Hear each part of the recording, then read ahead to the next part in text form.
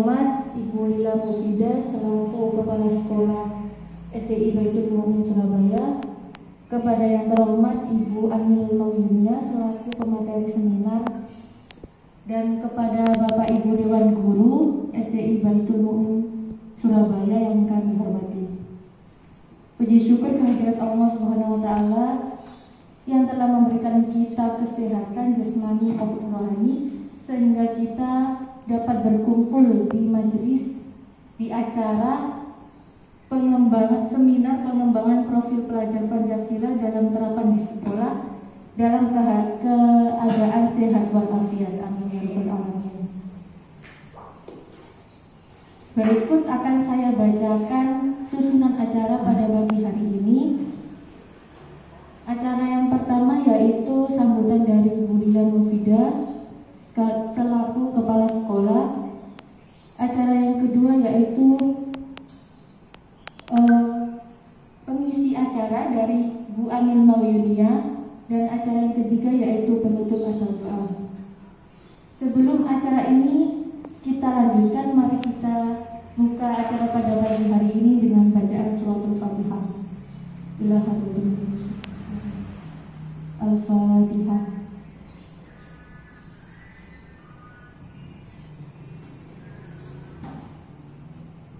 Amin. Terima kasih. Langsung menginjak ke acara yang pertama yaitu sambutan dari Bu Lila Mufidah. Assalamualaikum warahmatullahi wabarakatuh. Bismillahirrahmanirrahim. Alhamdulillahirabbil alamin. Wassalatu wassalamu ala asrofil anbiya'i wal mursalin sayyidina Muhammad wa ala alihi wa sahbihi ajma'in, amma ba'du. Yang kami hormati para Dewan Guru SD Islam Baitul Mu'min, syukur alhamdulillah pada pagi hari ini kita semua dapat berkumpul dalam rangka acara pengembangan profil pelajar Pancasila dalam terapan di sekolah. Salawat serta salam tetap tercurah limpahkan kepada junjungan kita Nabi besar Muhammad Sallallahu Alaihi Wasallam yang telah memberikan suri tauladannya kepada kita sekalian. Bapak Ibu yang kami hormati, pada pagi hari ini kita semuanya akan diperintahkan bahwa dalam pembelajaran nantinya itu menerapkan pendidikan karakter bagi anak, di mana di situ dalam profil pelajar Pancasila kita harus mencantumkan yang pertama beriman dan bertakwa kepada Tuhan Yang Maha Esa. Jadi dalam RPP, pembuatan RPP, dan juga ketika kita mengajarkan kepada anak-anak di masa pandemi ini, kita tetap melaksanakan pembelajaran seperti kita tatap muka. Jadi menerapkan beriman kepada Tuhan Yang Maha Esa. Yang kedua yaitu tentang berkebinekaan global. Artinya apa? Di sini dalam pengajaran sebelum dimulai, maka kita harus menyanyikan lagu Indonesia dan juga menerapkan nilai-nilai Pancasila.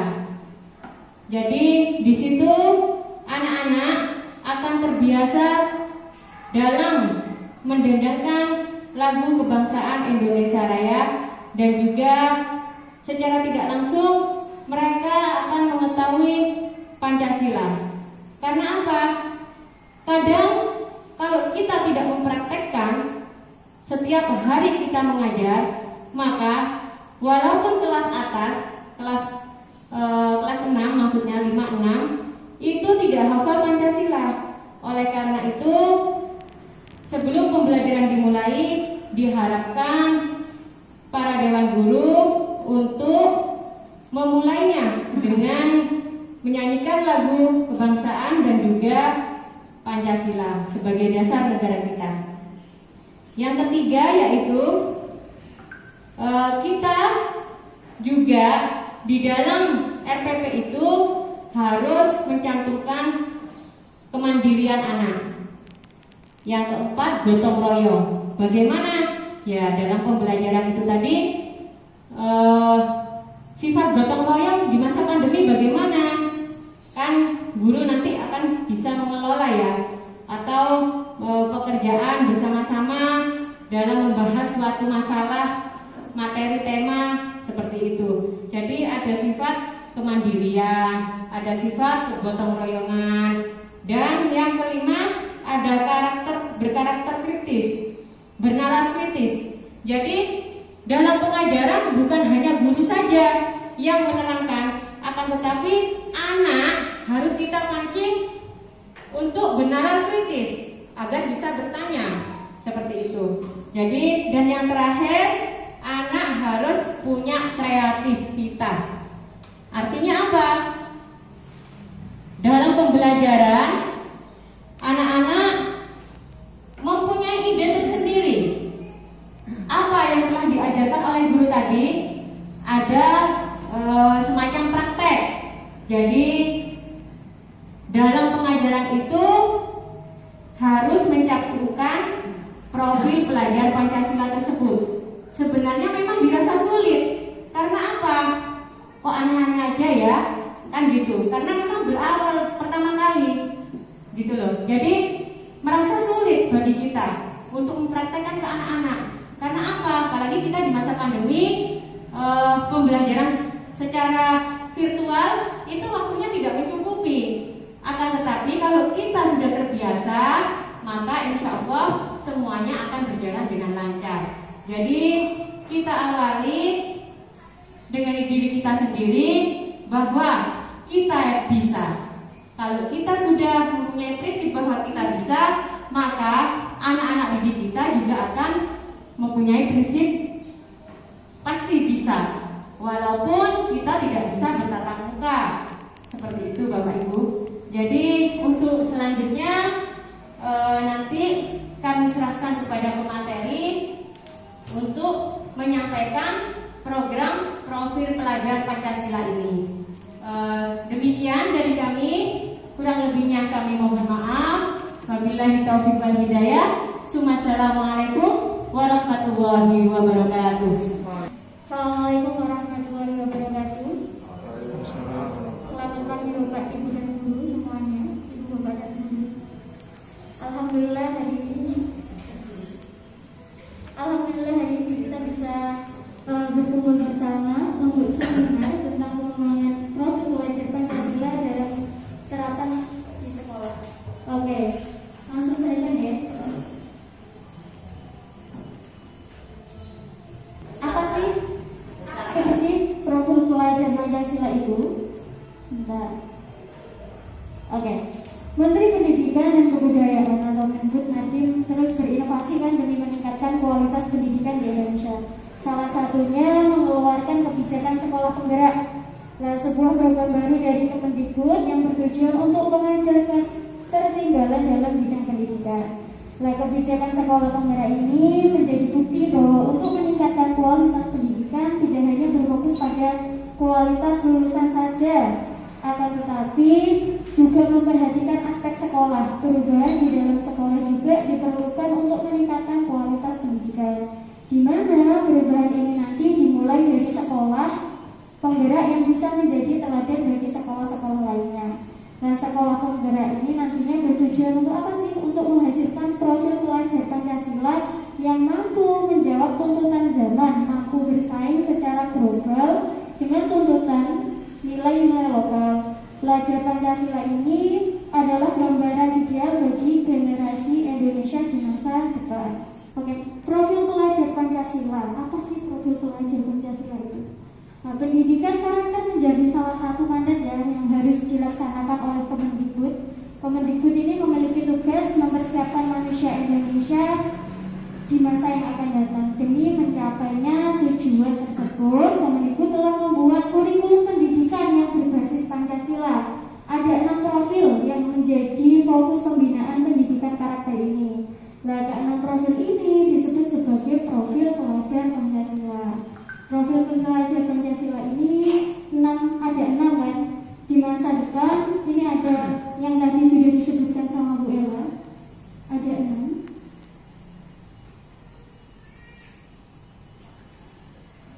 Oke.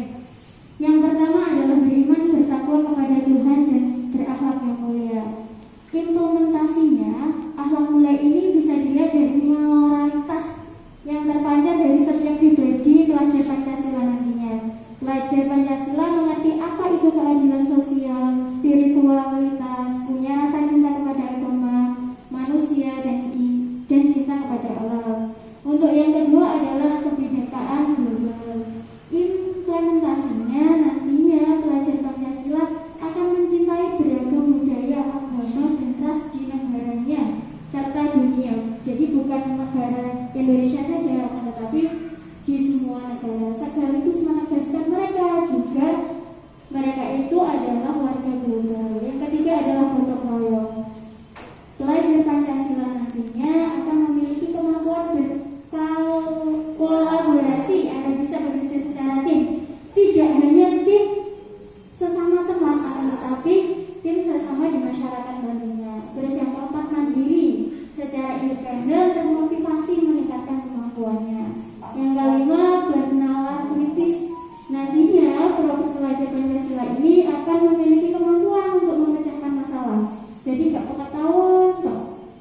Yang keenam, kreatif, menciptakan hal baru, berinovasi secara mandiri, dan mempunyai rasa cinta terhadap kesenian dan budaya. Nah, ini ada pengembangan profil Pancasila melalui pembiasaan. Insya Allah di SDIB ini sudah, saya katakan sudah 85% lah kita sudah melaksanakannya. Yang pertama, beriman, bertakwa kepada Tuhan Yang Maha Esa dan berakhlak mulia. Bentuk kegiatannya, guru dan siswa berdoa bersama sebelum dan sesudah pelajaran. Ini yang diharapkan di nasib Bapak Ibu guru. Jadi kita sebelum pelajaran dan sesudah pelajaran, ketika Zoom maupun di kelas, sebaiknya kita ada doa sebelum dan sesudahnya. Yang kedua, melaksanakan ibadah bersama sesuai agama dan kepercayaan. Sahur ya, sholat duha sama sholat zuhur. Terus ada perayaan hari keagamaan dengan kegiatan yang sederhana dan nikmat, juga sahur. Oke, yang kedua, kebinekaan global. Bentuk kegiatannya apa? Melaksanakan upacara bendera tiap hari Senin. Terus kemarin ada yang tanya waktu di kelas, Pak, ini kan masa pandemi, masa kita harus upacara? Sarannya dari Bapak Dinas itu kita melaksanakan upacara benderanya melalui Zoom. Jadi mungkin nanti akan terrealisasikan upacara bendera setiap hari Senin dengan menggunakan daring atau Zoom. Terus menyanyikan lagu bernuansa patriotik dan cinta tanah air. Nah, ini setiap hari Senin nantinya kita akan menyanyikan lagu Indonesia Raya di hari Senin malam. Nanti Selasa sampai Jumat, sampai Sabtu kita sebelum pelajaran kita gunakan Pancasila biar gak suwe-suwe. Terus mengenal beragam keunikan potensi daerah. Di kelas 4 kemarin saya pernah dengar Bu Zahra memberikan tugas kepada murid-muridnya, anak-anaknya untuk memakai baju daerah. Kalau nggak salah ada bahasa daerah juga. Menguasai bahasa asing untuk mempelajari ilmu pengetahuan. Di sini sambung ya, ada bahasa Arab juga, bahasa Inggris juga. Terus yang ketiga adalah gotong royong. Mampu berkolaborasi dengan temannya. Jadi harapannya nanti kemarin waktu diklat waktu dari ini kolaborasinya bukan hanya pada guru dan teman saja, akan tetapi orang tuanya juga ikut berpartisipasi. Bu, kalau mulai kerja gimana? Nah, itu mungkin nanti bisa orang tuanya dipanggil, terus dikasih pengarahan dari sekolah. Gitu harapannya. Terus ada kerja kelompok, diskusi, tugas tingkat kelas, gerakan cepat bersih dan lain-lainnya. Kita sudah pernah. Terus mandiri, bentuk kegiatannya mengunjungi perpustakaan untuk mencari ilmu secara mandiri, sambung ya. Mengerjakan tugas-tugas dari guru juga sambung. Pembelajaran jarak jauh pada masa COVID-19 sudah kita laksanakan.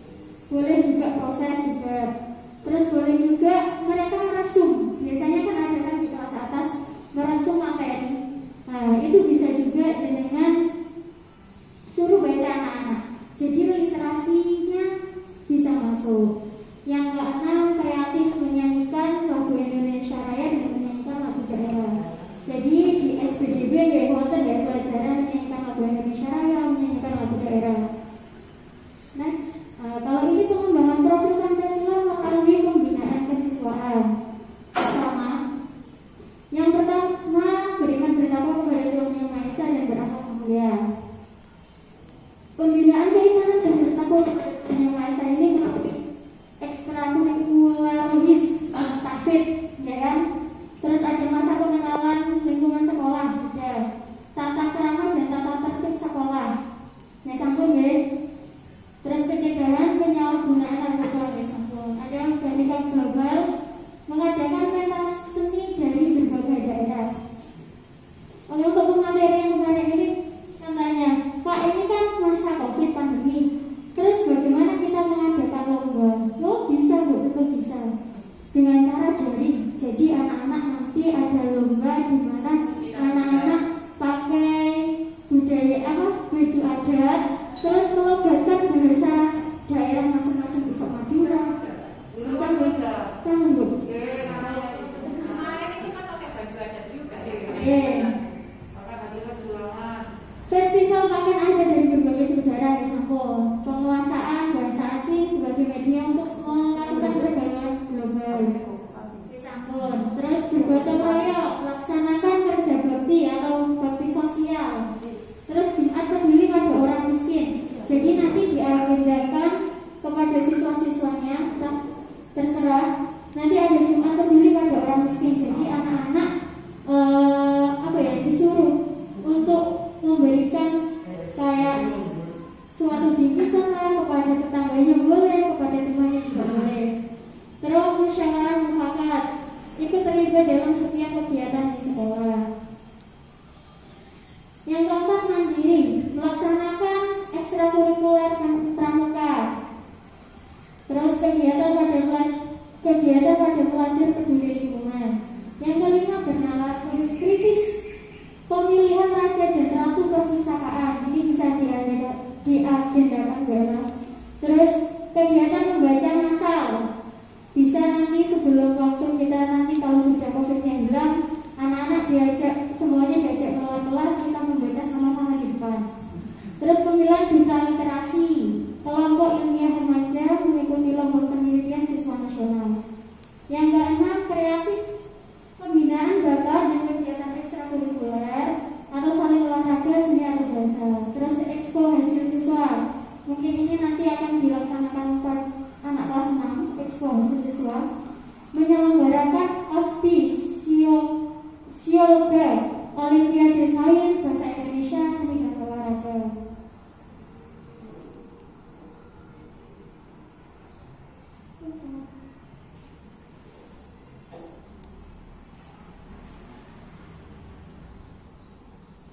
Oke, ini profil pelajar Pancasila melalui pembelajaran. Yang pertama kan tadi beriman bertakwa kepada Tuhan Yang Maha Esa dan berakhlak mulia. Mata pelajaran yang diintegrasikan itu adalah semua mata pelajaran yang ini. Berdoa sesudah dan sebelum belajar, ya kan? Pengenalan nilai-nilai itu tak pada semua mata pelajaran. Jadi nanti jaringan kalau pelajaran dimasukkanlah nilai-nilai akhirnya. Sampai ya, kebinekaan global. Ini untuk pelajaran bahasa Inggris sama IPS mawon. Bentuk kegiatannya penugasan bahasa Inggris sama memahami budaya nasional dan global. Yang ketiga, bergotong royong. Ini semua mata pelajaran masuk. Bekerja kelompok bisa, berdiskusi juga bisa.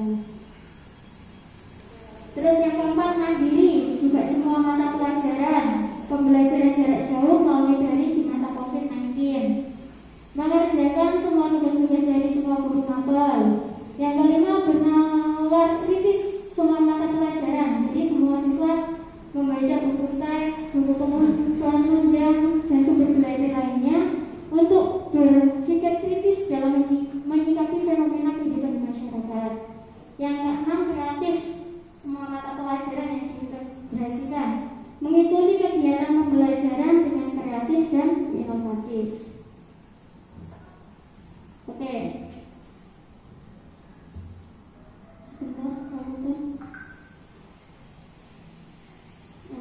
Kita masuk ke implikasi asesmen nasional dalam pembelajaran dan penilaian sebagai cermin profil pelajar Pancasila.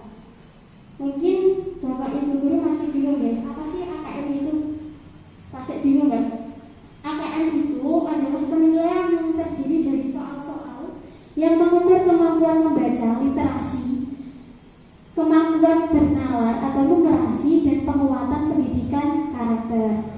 Jadi AKM itu adalah sebuah penilaian. Oke. Menurut Pak Menteri, asesmen atau AKM ini adalah kompetensi yang benar-benar minimum, di mana kita bisa memetakan sekolah-sekolah dan daerah-daerah berdasarkan kompetensi minimum. Ini kompetensi minimum, kompetensi dasar yang dibutuhkan murid untuk bisa belajar apa dan materinya apa. Jadi dulu kan kalau UAN kan dari Pak Menteri kan materinya, soalnya. Kalau sekarang AKM-nya dari sekolah sendiri dan dari guru-guru sendiri, yang mengukur siapa yang guru-guru sendiri. Pak Menteri juga menjelaskan bahwa AKM ada dua. Oke, tadi kan ada literasi, baca tulis, dan numerasi. Kalau literasi bukan sekedar kemampuan membaca Bapak Ibu, tapi juga kemampuan menganalisis suatu bacaan serta kemampuan untuk mengerti atau memahami konsep di balik tulisan tersebut. Sedangkan numerasi adalah kemampuan menganalisis menggunakan angka. Dia menekankan literasi dan numerasi Pak Menteri ini bukan tentang mata pelajaran bahasa atau matematika saja, melainkan kemampuan murid-murid menggunakan konsepnya itu bagaimana sih untuk menganalisis sebuah materi, bukan berdasarkan mata pelajaran lagi, gak hafalan kayak kita dulu-dulu atau bukan berdasarkan penguasaan konten materi. Oke, tujuannya apa AKM ini? Yang pertama adalah laporan hasil AKM nanti dirancang untuk memberikan informasi mengenai tingkat kompetensi murid. Jadi kemampuannya murid nanti bisa dilaporkan. Jadi yang tahu muridnya kan kita sendiri, bukan dinas. Oke, dimanfaatkan guru berbagai mata pelajaran. Jadi bukan hanya guru kelas, akan tetapi guru matur juga. Terus pembelajaran yang dirancang dengan memperhatikan tingkat capaian murid akan memudahkan murid menguasai konten atau kompetensi yang diharapkan pada suatu pelajaran. Oke, kalau kemarin K13 itu kan asesmen berbasis mata pelajaran. Jadi hasilnya belajar murid pada mata pelajaran tertentu, SPDB, IPS, PKN. Akan tetapi nanti kalau AKM mendasar yang diperlukan untuk sukses pada berbagai mata pelajaran. Jadi mencakup semuanya. Jadi kehidupan juga masuk. Siapa? Guru. Semuanya, bukan hanya guru kelas ya, bahasa Indonesia, bahasa Inggris, IPS, agama, seni budaya. Kalau bahasa Indonesia, Inggris, IPS, agama sama seni budaya, kolaborasinya antar guru dan antar mata pelajaran. Kalau matematika, PKN, PJOK, IPA, dan prakarya nanti persekolahannya dilakukan oleh ahli bidang studi. Jadi ngerti ya? Oke, untuk bentuk soal AKM ini ada 5 yang harus kita terapkan nanti waktu UH, PTS, sama PAS di tahun ini, ya Bapak Ibu. Yang pertama adalah pilihan ganda, memilih satu jawaban benar dari tiap soal. Ini soalnya sering kita gunakan, ya kan? Ada pertanyaan, terus jawabannya 1. Terus ada 2, pilihan ganda kompleks, memilih lebih dari 1 jawaban benar dalam 1 soal. Nanti ada soal bacaan, terus ada setuju dan tidak setuju. Biasanya begitu. Terus ada yang ketiga, menjodohkan. Jadi nanti menjawab dengan menarik garis dari 1 titik ke titik lainnya yang merupakan pasangan pernyataan dengan jawabannya. Sama paham ya kalau menjodohkan. Yang keempat, isian singkat. Menjawab berupa bilangan kata untuk menyebutkan nama benda, tempat, dan jawaban pasti lainnya. Pasti jawabannya yaitu 1 kok. Terus ada uraian. Menjawab soal berupa kalimat untuk menjelaskan jawabannya. Saya berikan contoh biar jenengan nggak bingung. Jadi ini adalah soal literasi yang nomor 2 tadi, yang kompleks tadi. Jadi anak-anak harus diberikan stimulus Bapak Ibu guru. Ada bacaannya, harus ada bacaannya. Nggak boleh langsung pertanyaannya kayak kita PTS, PAS kemarin. Harus ada bacaannya. Di situ ada bacaan. Tentukan setiap pertanyaan berikut sesuai dengan isi teks ataukah tidak. Jadi ada pernyataan sesuai atau tidak sesuai. Jadi anak-anak lihatnya itu di bacaan. Jawabannya kan dua sahabat kemungkinan melewati padang pasir. Sesuai sama nggak sesuai? Anak-anak pasti akan baca, ya kan? Jadi soalnya itu yang banyak, jawabannya yang sedikit, katanya anak-anak begitu Bu. Ini contoh soal apa? Ini yang soal kompleks.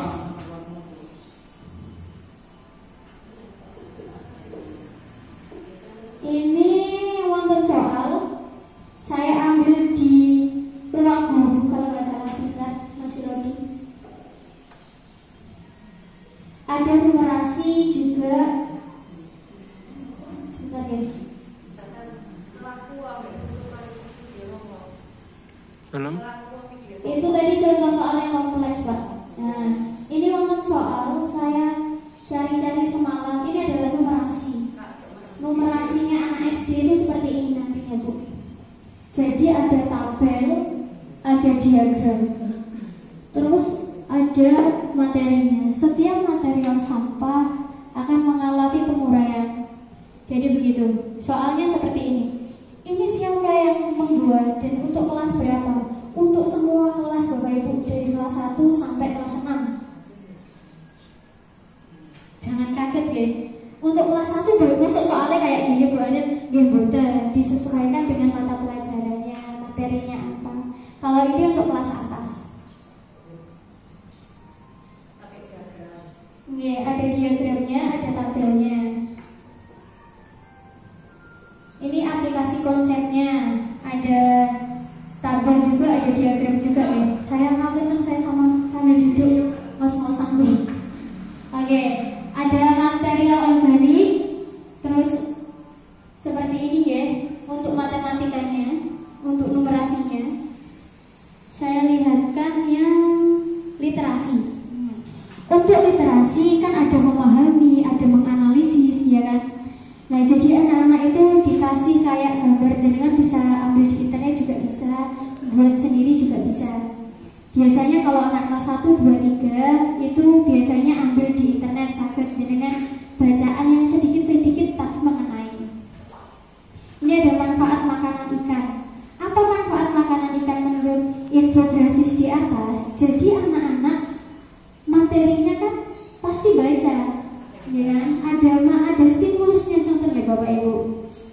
Nah, terus ada teks informasi. Ini biasanya untuk kelas 4, 5, 6 ya. Pasti ada bacaannya. Terus ada manakah pernyataan yang merupakan fakta atau opini? Ini adalah pilihan ganda kompleks. Ono fakta, ono opini, terus ada setuju, tidak setuju, ada benar atau tidak, itu bisa dipakai. Terus ini ada mengevaluasi dan merefleksi teks. Nah, seorang pengamat nutrisi mengatakan bahwa slogan tersebut di atas adalah berlebihan. Setelah membaca ketiga teks, setujukah kamu dengan pernyataan pengamat nutrisi tersebut? Pasti anak-anak kan akan jawab, oh setuju. Kalau setuju alasannya apa? Oh tidak setuju. Kalau tidak setuju juga alasannya apa? Ya kan? Ini bisa diolah nanti di kelas 3 sampai kelas 6. Terus ada juga ini, ada memahami teks. Nanti pertanyaannya mengapa dan bagaimana. Mengapa sebuah tanah itu demikian lama berada di tempat penyimpanan? Otomatis kan anak-anak menjelaskan dengan bahasanya sendiri, tidak dengan bahasa yang di buku mata. Ada teks sastra juga, ada cerita-cerita juga. Jadi paham ya untuk soal-soalnya. Mungkin kalau kurang paham bisa saya share materinya.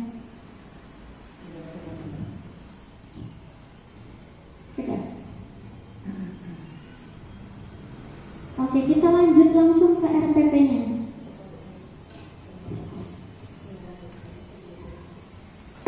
Nah, untuk RPP daring, ngeten Bapak Ibu, kemarin kan ada yang tanya, murid saya banyak kendala, pasti di sekolah banyak kendala ya kan? Ada yang HP-nya dibawa orang tua, ada HP-nya yang gak ada paketan, bahan yang alasannya. Nah, jadi anak-anak setiap minggunya guru yang mempunyai murid yang bermasalah, yang ada kendalanya, dibuatkan materi dalam 1 minggu. Ya, kayak modul. Jadi anak-anak nanti belajar mandiri. Nah, kan nggak punya HP, nggak ada paketan. Solusinya terakhir apa? Ya kita buatkan materi seminggu yang akan datang. Jadi setiap minggu orang tuanya yang datang ke sekolah ambil materi dan mengumpulkan materi. Tambah susah kan? Enggak, memang. Terus ada yang gini, Pak, kalau muridnya aja yang ke sekolah bagaimana Pak? Bukan angsal. Gurunya tambah yang disuruh ke rumah. Kalau sampai ketahuan dinas, nanti sekolah yang kena imbasnya, kepala sekolah yang kena imbasnya. Gitu. Ini akan dicek setiap 3 bulan sekali atau 1 bulan sekali gitu sama Bu Mami. Bu Mami nanti akan sidak ke sekolah-sekolah, jadi jenengan mau dipersiapkan. Kalau ada murid bermasalah, ya mau jenengan buatkan materi dalam waktu 1 minggu itu. Materinya bagaimana Bu? Sama seperti materi tatap muka, matan Bapak Ibu. Jadi kalau kemarin diklat ya, agak berat, kok ngene, kok tambah abot gurunya. Oke, kita masuk ke RPP. Sambut double. Nah, ini RPP pembelajaran daring. Ini yang saya kejadian contoh dan beginilah formatnya. Kemarin kan kita sama Bu Ati. Mungkin Bu Ati maksudnya tuh begini Pak. Yang A, kompetensi dasar dan materi pokok. Ini yang dari dinas ya, yang dari diklat kemarin. Saya dari awal-awal ada sekolah pasti, kelas pasti, semester pasti. Sampai Bu, ini kasih ini. Pembelajaran sama suhu pasti, waktu pasti, hari tanggal ya pasti. Untuk dari ini, dari Zoom kan 40 menit. Liriknya, belajarnya anak-anak sendiri itu 60 menit Bapak Ibu. Jadi kita butuh waktu 90 menit dalam satu mata pelajaran. Setiap hari kan kita ada 2 mata pelajaran kalau nggak salah. Jadi RWP-nya juga ada 2 mata. Jadi bisa waktunya bisa menyesuaikan ini. Terus ada kompetensi dasar dan materi pokok. Bahasa Indonesia disertakan pengetahuan dan keterampilan. Sami ya kayak dulu kayak kemarin. Terus ada IPA-nya juga pengetahuan dan keterampilan. Terus ada materi pokoknya. Materi pokok yang akan jenengan ajarkan itu apa? Kalau ini kan punyanya kelas 5. Ada teks eksplanasi, ada media cetak, perpindahan dan pengaruh kalor dan kehidupan sehari-hari. Untuk tujuan pembelajaran, biasanya kita kan pakai siswa mampu, siswa dapat, siswa menjelaskan, ya kan? Kalau kita lihat di internet, kalau tujuan pembelajaran sendiri adalah ancang-ancang kita dalam pembelajaran. Jadi bisa melihat ini. Setelah membaca bacaan pada buku paket 6, ini masuk ke RPP apa? Kegiatan, tapi diringkas Bapak Ibu. Bukan panjang lebar, cuma poin-poinnya saja di tujuan pembelajaran ini, ya kan?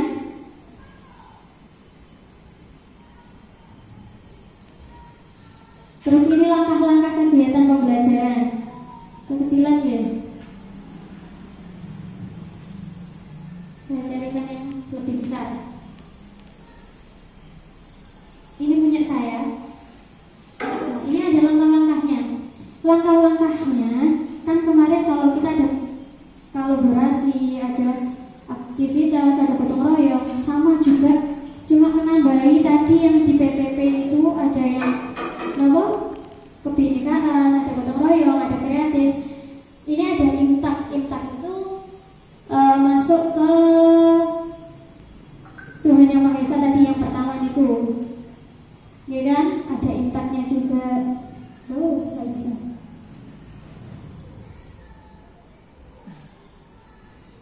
Terus ada berpikir kritis juga, ada gotong royong. Jadi gotong royongnya itu bukan hanya sama temannya sekarang, tapi sama orang tuanya yang di rumah. Terus kita menyatakan kalau ada media pembelajarannya berupa video-video, jadi kan masukkan mau bukan apa-apa. Terus ada juga kegiatan mandiri, gotong royong kreatif, sampai masuk ya. Oke, media pembelajarannya kita pakai Zoom bisa, Google bisa, terserah jenengan untuk media pembelajaran. Yang pasti kita pakai Zoom, WhatsApp, sama Office 365. Ini ada sumber dan bahan sama. Terus ada penilaiannya, penilaian singkat, nanti ada juga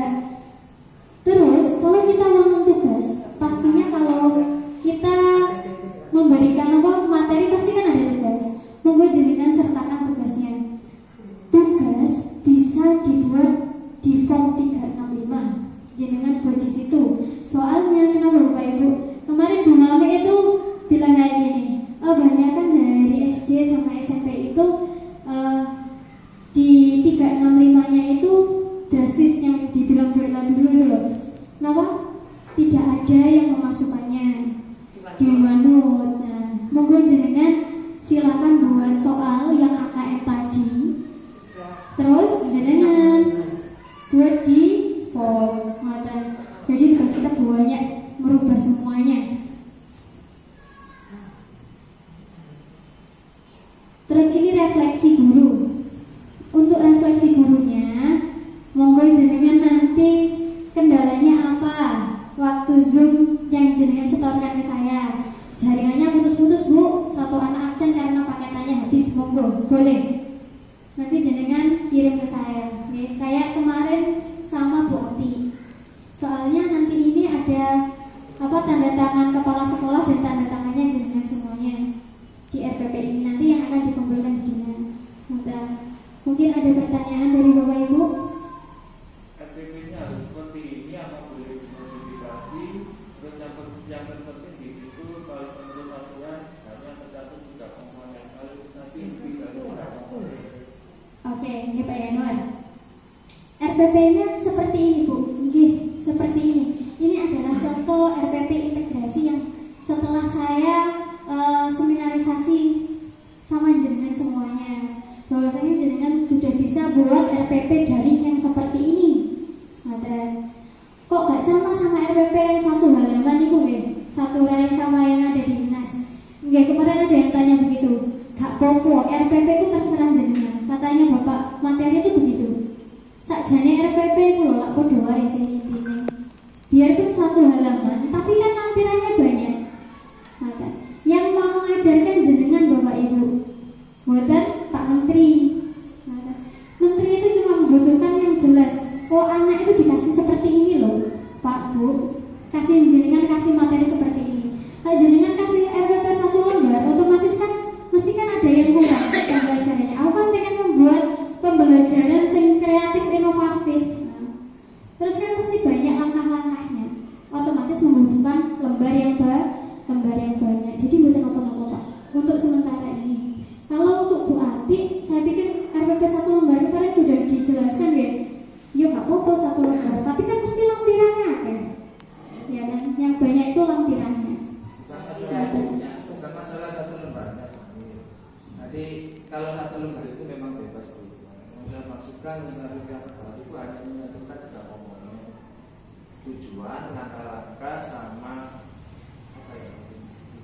Karena di situ kan materi tercantum, KD tercantum. Yang saya maksudkan seperti itu. Apakah boleh KD sama materi nggak dicantumkan? Oh ya, kalau tiga komponen tadi kalau nggak salah tujuan, langkah-langkah sama penilaian saja. Itu kan lebih.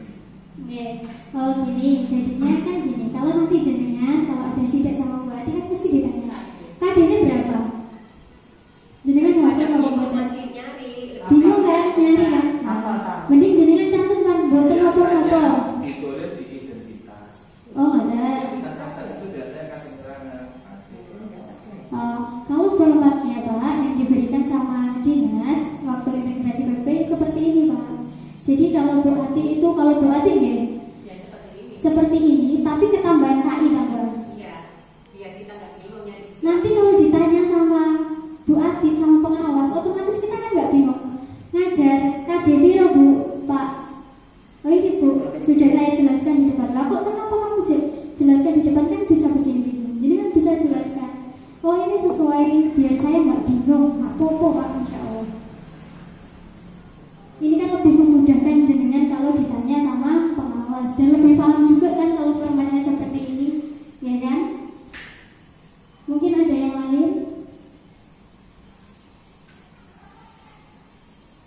Kalau boten, monggo diisi Twitternya foto yang pendidikan karakter Pancasila. Nanti saya akan buat video. Video ini nanti akan diupload di YouTube dan dilihat sama dinas. Jadi laporannya nanti bukan hanya video ini saja Bapak Ibu. Video kita sudah, anak-anak sudah mengimplementasikan tentang PPP, kegiatannya waktu daring,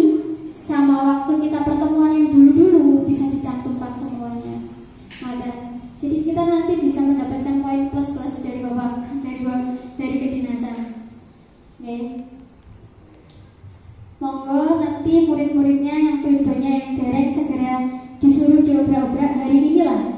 Cuma nambah foto terus dikirim ke saya. Monggo.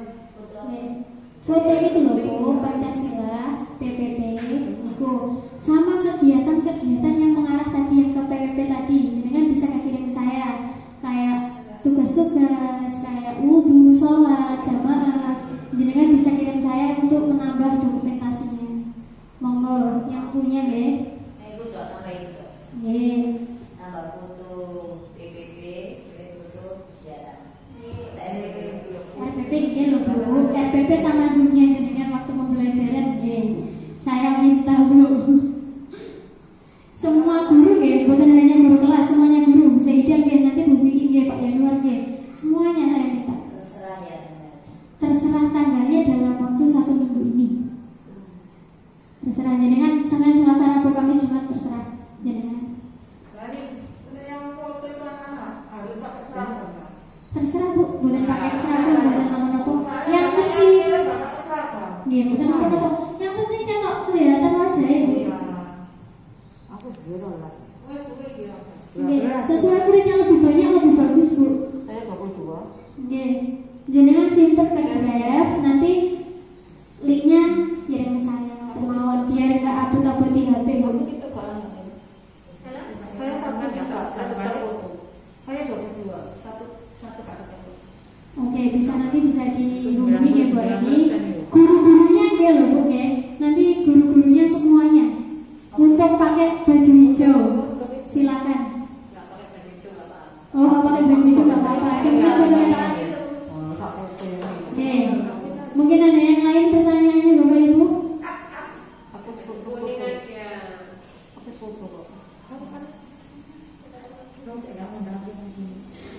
Kalau betul saya akhiri sampai hari ini. Semoga apa yang kita dapatkan hari ini menjadi bermanfaat bagi kita.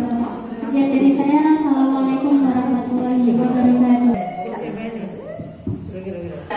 Kedua, kebinekaan global. Yang ketiga, bergotong royong. Yang keempat, mandiri. Yang kelima, bernalar kritis. Dan keenam, kreatif. Selain itu, para guru juga dituntut untuk membuat AKM atau asesmen kompetensi minimum. Yang bentuk soal bisa berupa pilihan ganda kompleks, menjodohkan isi yang singkat dan uraian. Selain itu, para guru juga dituntut untuk membuat RPP pembelajaran daring yang sudah diintegrasikan dengan program pelajar Pancasila seperti itu. Demikian acara pada pagi hari ini, seminar tentang pelajar Pancasila. Sebelum acara ini kita tutup, mari kita membaca surat Al-Asr bersama-sama.